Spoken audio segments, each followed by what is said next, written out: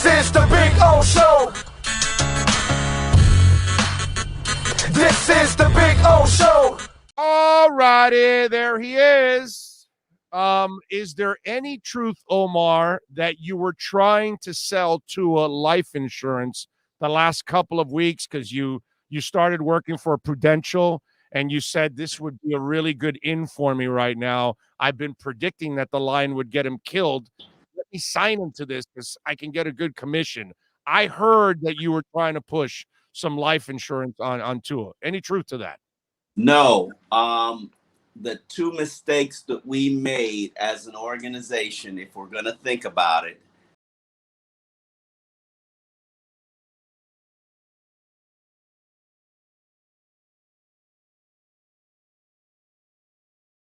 is not doing enough to reinforce and supplement the offensive line in the offseason. And while we thought we did enough, it wasn't.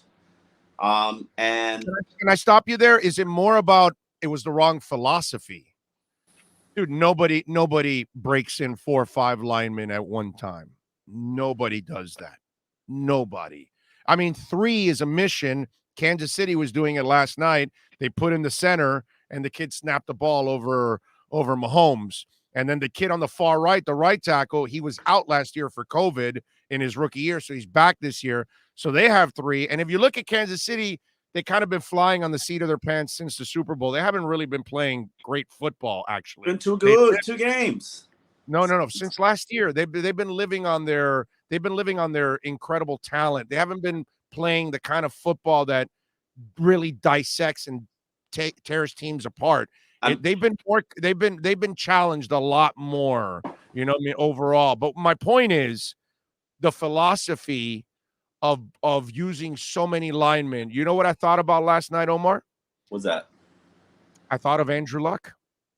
I go, well, they got lucky that they got Andrew, but then they didn't put anybody in front of him, and they beat him to a pulp that he said, dude, I'm done, bro. I'm smart. I can go do other things. Plus, I got a boatload of money in the bank. And the Dolphins did the same thing. Okay, you got your quarterback, but wait a minute. You got a fragile quarterback, and you're not going to put monsters in front of him to protect him?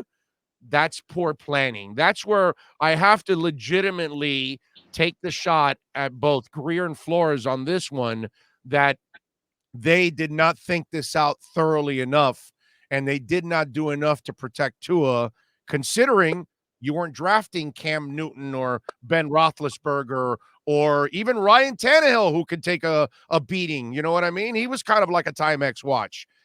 You drafted a guy that's incredibly fragile, and you should have protected him. That's the bad part. Yeah, that's the other issue.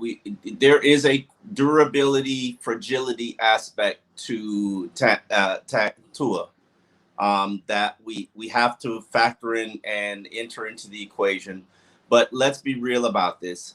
This organization has been trying to build a respectable offensive line for nearly 2 decades. They've only had success 2 years, 2008 and 2016, which just so happens to be the years that they've made the playoffs.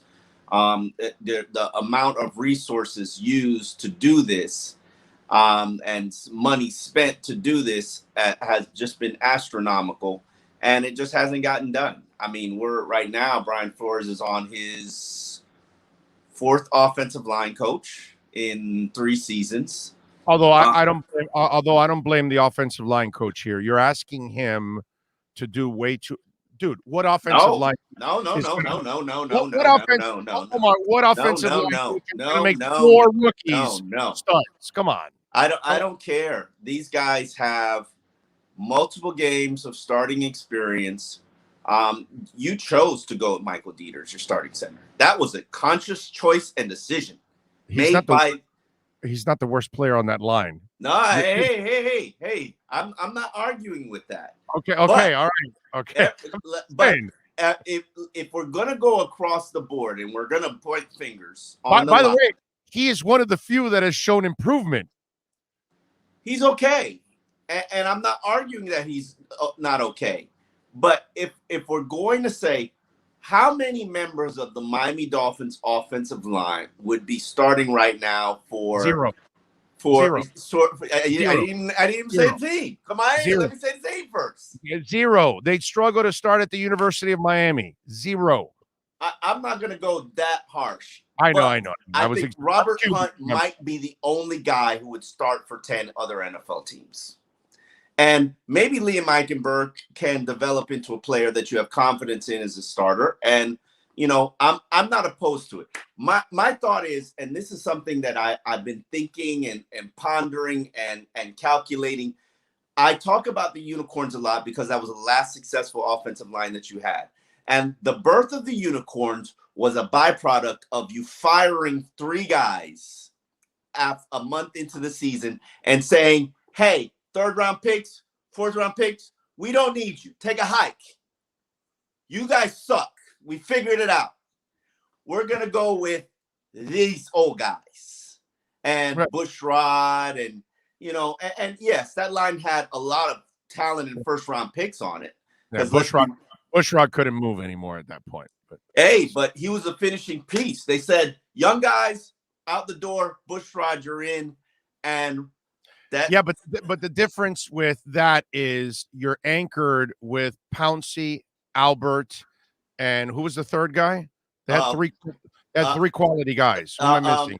Laramie, and Juwan James. Juwan James is what it was, not Laramie Tunsil. Juwan James. Oh, Laramie was good on that line as a right guard, as a left guard. Yeah. But again, the young guy has 2 veterans, Pro Bowlers next to him, left and right. Yeah, but Pouncey didn't finish that season, so let's you know.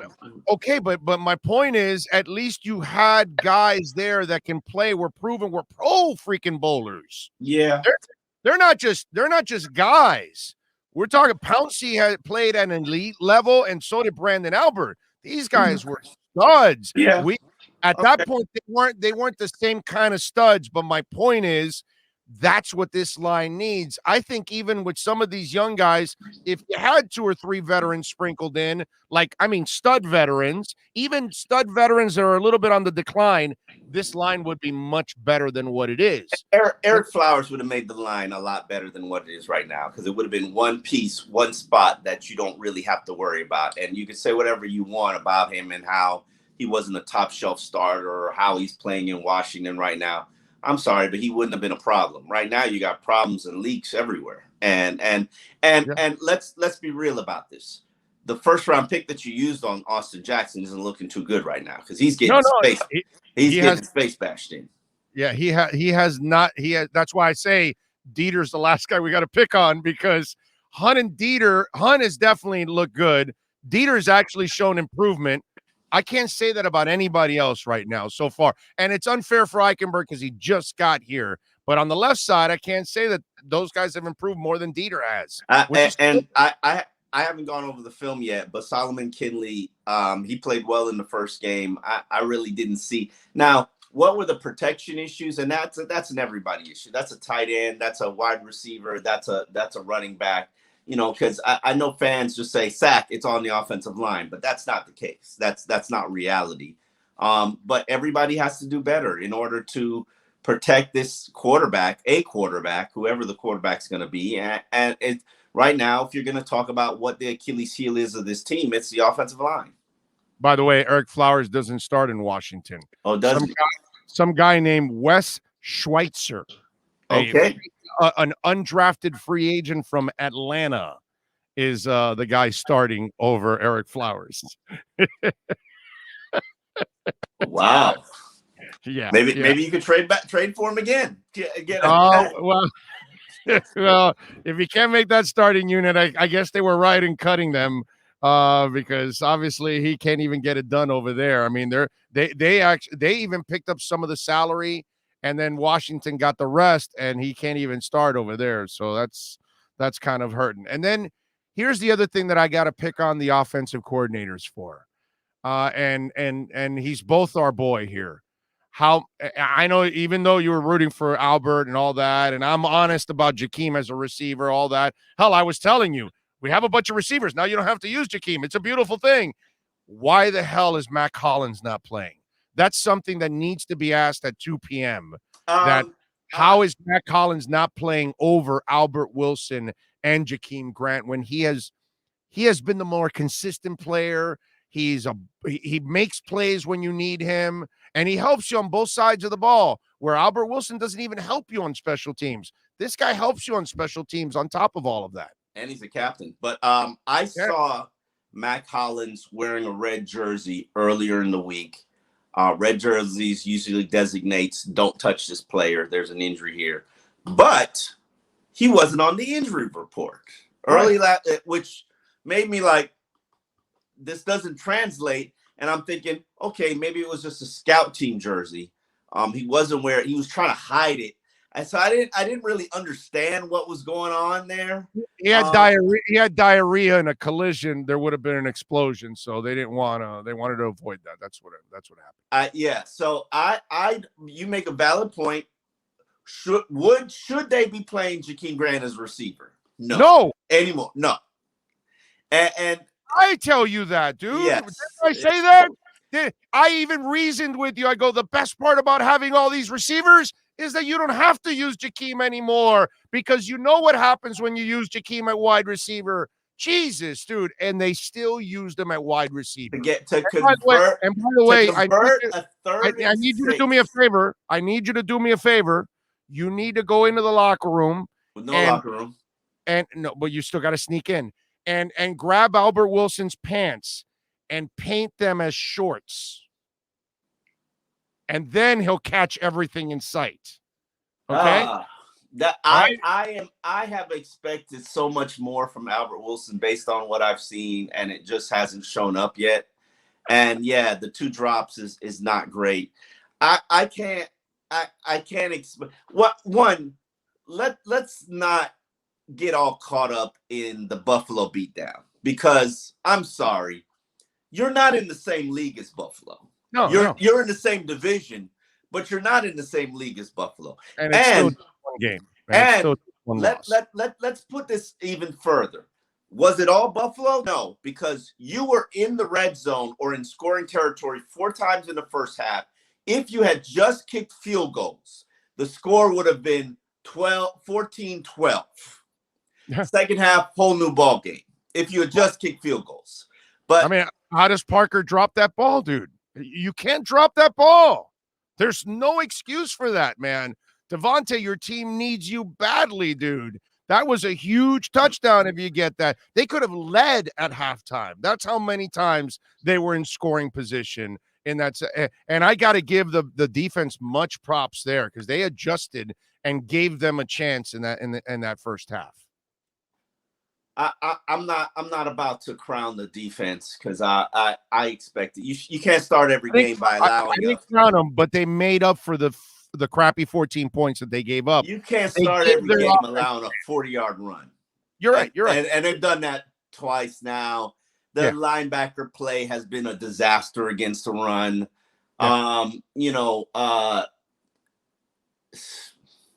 I really can't. No pressure.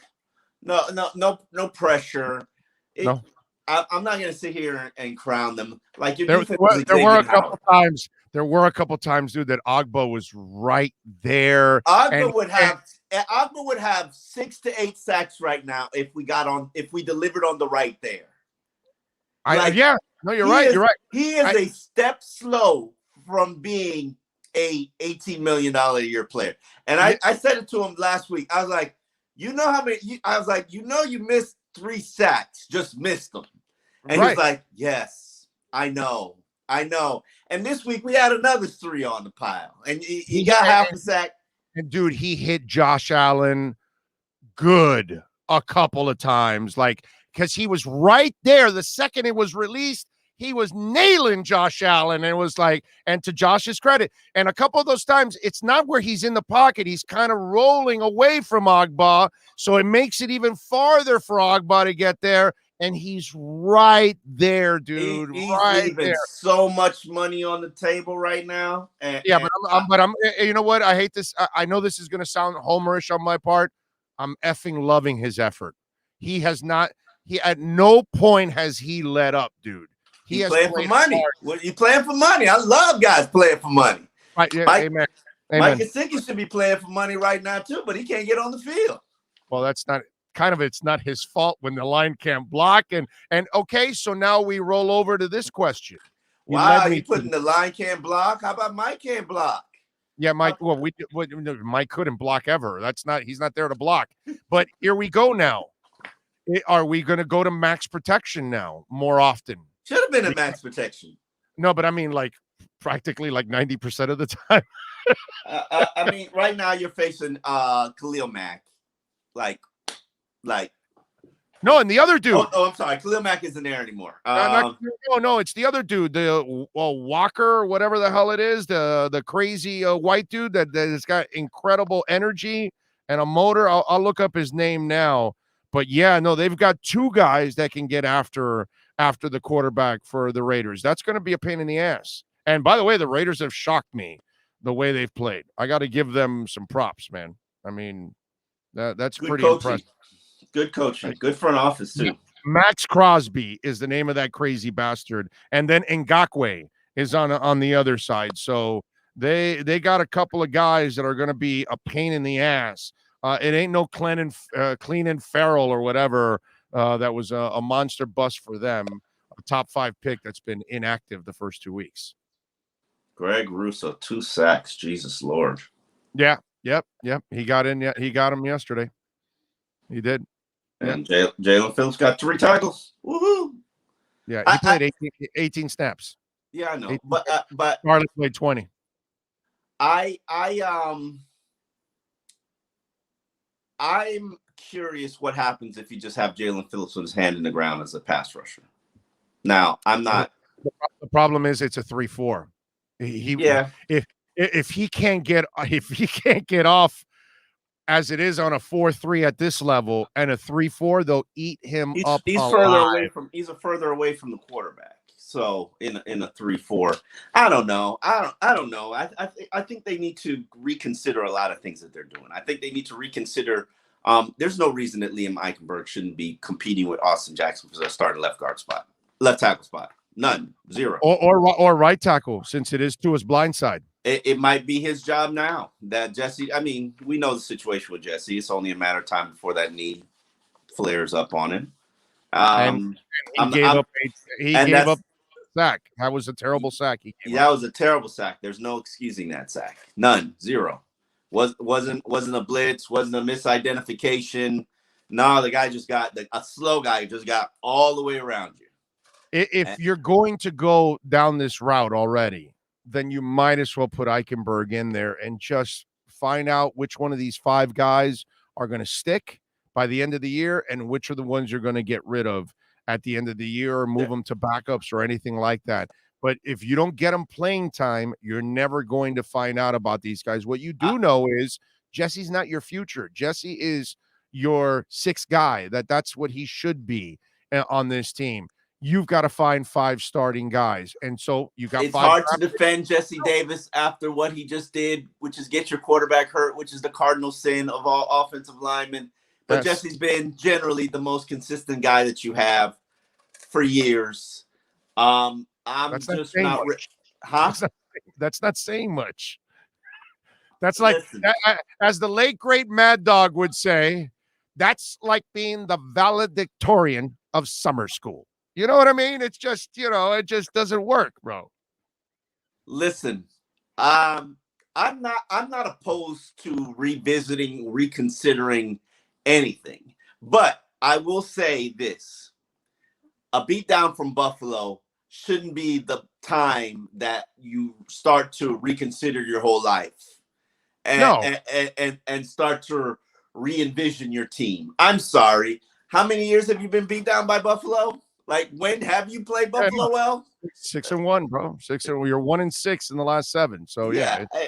So let's clean the slate. I'm a big believer in Flores's, flush it after 24 hours, and that loss is embarrassing. You want to claim that last year's loss, the season finale where you got beat down by backups, wasn't embarrassing and didn't leave a hangover. I object. I say that it did leave a hangover because you just flat out played like your booty hole was tight, and it just came off that way. Everybody played like their booty hole was tight, and it just bad game. bad game.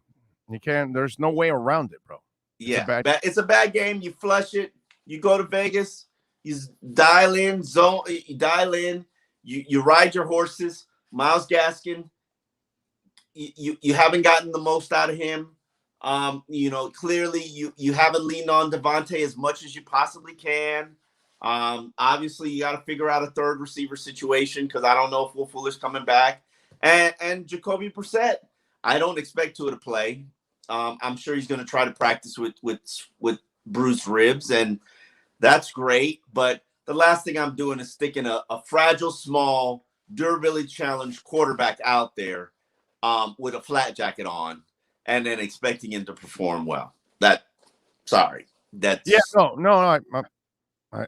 It's almost impossible to argue that. I'd love to try to come up with another side to that. I would love, and I love Tua, but I would love to tell you that an injury fragile Tua wearing a flat jacket is going to play well, but I'm not insane. So, and sure, we'll put him out there practice and we'll look at it and watch it and reevaluate, but I'd rather go into it with a full week of Jacoby Brissett. This is your team for right now for the next 2 weeks. Let's see what you could do. Yeah, it's not a competition. Not a competition. No, I get it. It's an injury-prone quarterback that's injured. Why would you put him behind that line? That would only open you up to much worse, is what it is. It makes all the sense in the world. So, do they go and get another free agent quarterback out on the street? No, not Cam Newton, but somebody else out there, because obviously Reed Sinnett is there on the practice squad. Or do they elevate Reed Sinnett? And they got to elevate Reed. They got to elevate Reed and probably go get yourself a third arm for the practice squad, kick some tires on somebody out there on the street. But, Reed Sinnett deserves this opportunity. Because of the rules, they can get a veteran and put him on the practice squad, correct? They can. Yes, they can.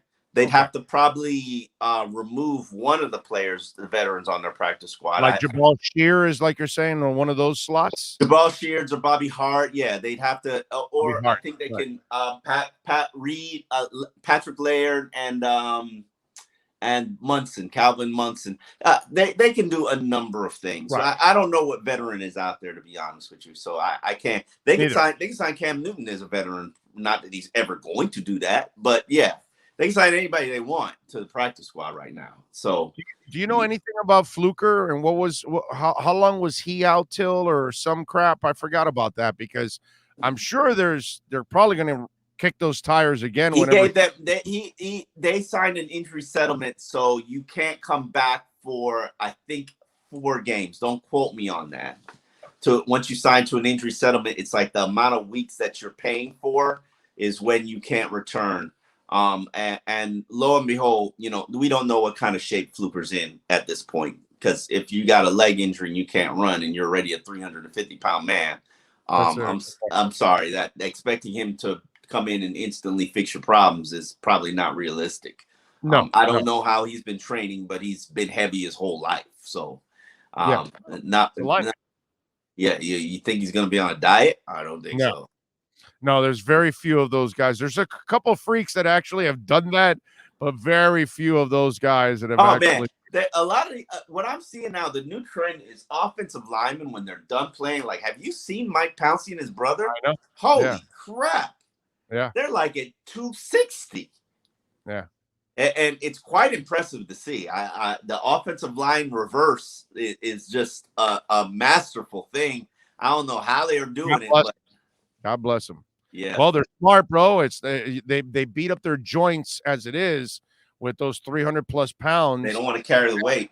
But now their backs and their joints are going to feel a lot better because they're carrying a hell of a lot less weight. So it's an incredibly smart move on those linemen on any of our parts.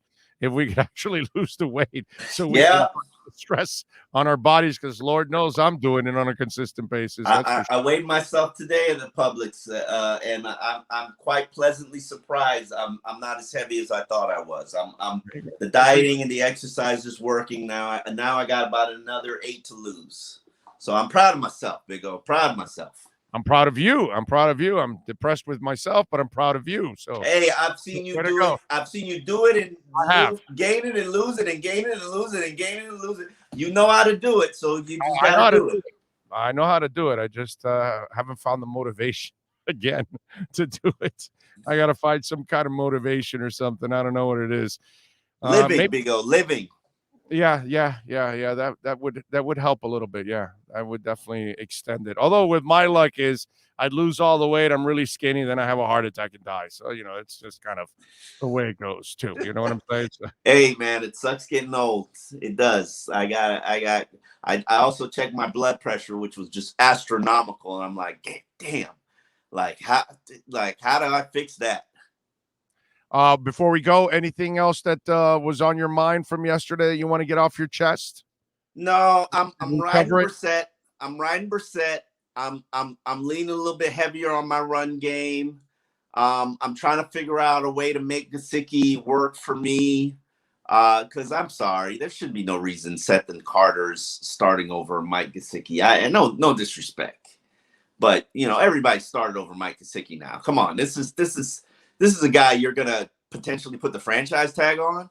You're devaluing him right now, which hey, I've seen worse. I've seen organizations. I've seen them cheat Reggie Bush out of $500,000. I've seen them cheat Robbie Brown or Ronnie Brown out of money, not playing him in the season finale. But you got that happens everywhere. I know it does. They did that to Marshall Faulk in Indianapolis. That's why that was one of the reasons why he wanted out. Sick. Yeah. Which is get your money, man. Get your money. This is a business. I know, but in this case, I don't think there's any malicious intent.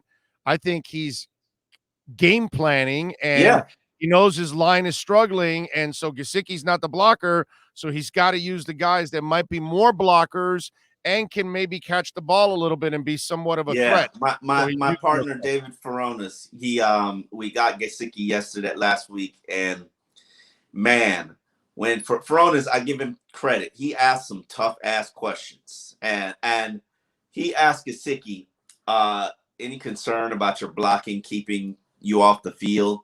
And man, Gesicki gave him a look like he just sucker punched him in the stomach. He was hurt. And he's like, reality. I mean, yeah, he knows. I mean, we beat him up on the blocking for the first couple of years of his career, and then we got over it and said, okay, he's a slot receiver. He's a big slot receiver. Now, unfortunately, you don't need those players till you're trailing. So,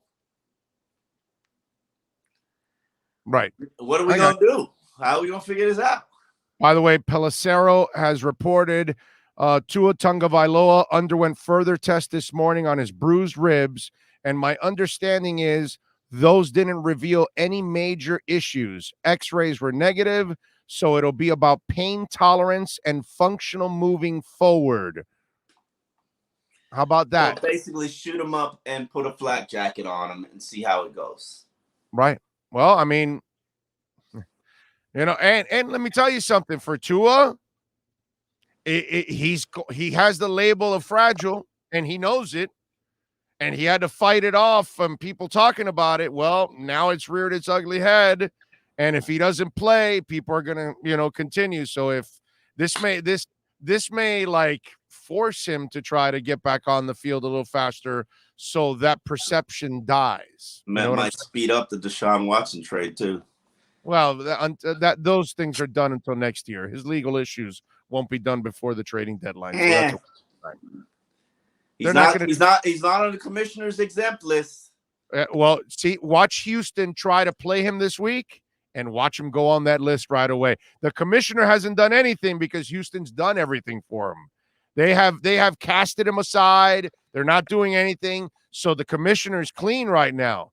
The second that they put the league at risk, which by playing him, that puts the league at risk. Not at risk, just embarrassed. Yeah, that's the risk. That's the risk. The embarrassment of this league plays killers, murderers, rapists. I know what you're saying, but the whole Ray Rice thing blew up in their faces because they gave him a 2-game suspension, and then the video came out, and most people think that they knew about this video, and they were, nobody will find out about it, and then it came out, and then they looked like idiots, and then they had to then obviously, up the penalties, and suspension for Rice. So I think to further avoid embarrassment, because if you start playing a guy or trading a guy that does get charged for some kind of sexual crime, you're going to look like a complete loser out there. So I think the NFL just wants to avoid that part.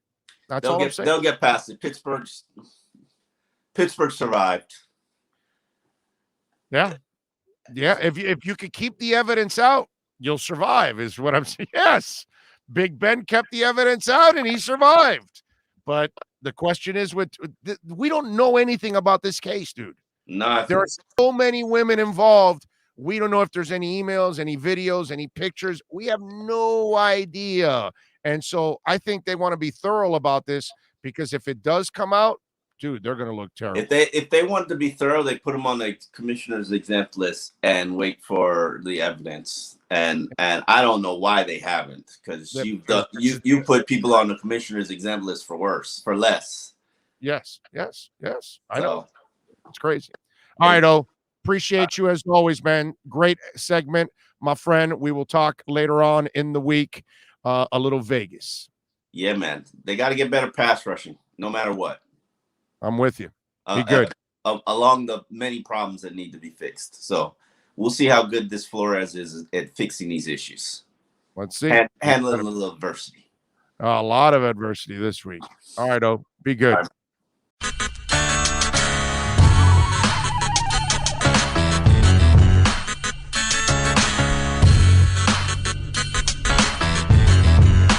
This is the Big O Show.